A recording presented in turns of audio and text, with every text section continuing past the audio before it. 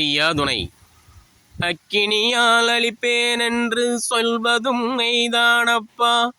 அனல் வந்து 5-6 நாளையில் அரசாள்வதும் மெய்தானப்பா. ஆவரண மாலை சூடுவதும் எங்கள் ஐயா. சிவ சிவ சிவ சிவா அரகரா அரகரா.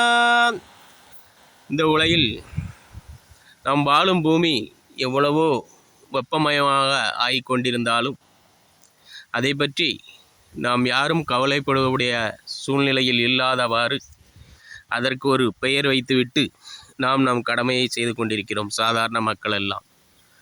ஆனால் அதையெல்லாம் நாங்கள் உங்களுக்காக ஆட்சி செய்கிறோம் என்று சத்தியப்பிரமாணம் செய்து வாழும் மக்களானவர்கள் இந்த உலகை மேலும் மேலும் அழுக்காக்கி வெப்பமாக்கி கொண்டிருக்கிறார்கள். அதாவது இந்தியாவில் ஆசிய கண்டம், அதாவது இந்தியா, உலகிற்கே இந்தியா என்பது கற்பப்பை போன்றது. அப்படி கற்பப்பை போன்ற இந்த நாட்டை பாலித்தீன் கவர் மூலம் குப்பை மேடுகளாக்கி அதனுடைய கழிவுகள்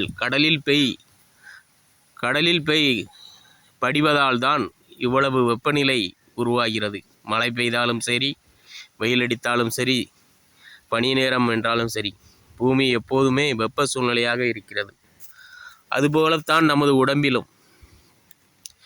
உடம்பிலும் இயற்கை பார்சல் இல்லாமல் எல்லாமே கேரிபேக் மூலம், பாலித்தீன் கவர் மூலம் பார்சல் செய்து அந்த உணவை சாப்பிடுகிறோம்.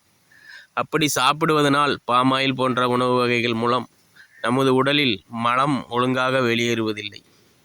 அப்படி ஒழுங்காத வெளியேறாத பெருங்குடல், பெருங்கடல், உலகிற்கு கடல், மல, பெருங்குடல், மனிதனுக்கு பெருங்குடல், கடல், இப்படி இரண்டிலுமே கழிவுகள் ஒழுங்காக வெளியேறதால் தான் இந்த உடம்பு எப்போதுமே வெப்பமாக இருந்து உடல் வலி, பலவித வலி இன்னல்களுக்கு ஆளாகிறது.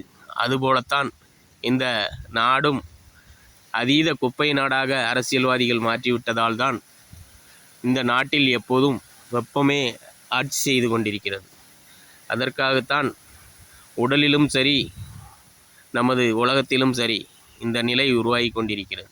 அதற்காக தான் ஐயா சொல்லியிருக்கிறார், அக்கினியால் அழிப்பேன் என்று சொல்வதும் மெய்தானப்பா. அனல் வந்து 5-6 நாளையில் அரசாள்வதும் மெய்தானப்பா. அந்த அக்கினியால் உண்டாகும் அனலினால் இந்த அனலை கூட நாம் தாங்கி கொண்டு உயிர் வாழ வேண்டும் என்று நமது கடமையில எல்லாம் ஒழுங்காக தனிமனிதன் செய்து கொண்டு வாழ்ந்து கொண்டிருக்கிறான். அப்படி அனல் வந்து 5-6 நாளையில் அரசாள்கிறது.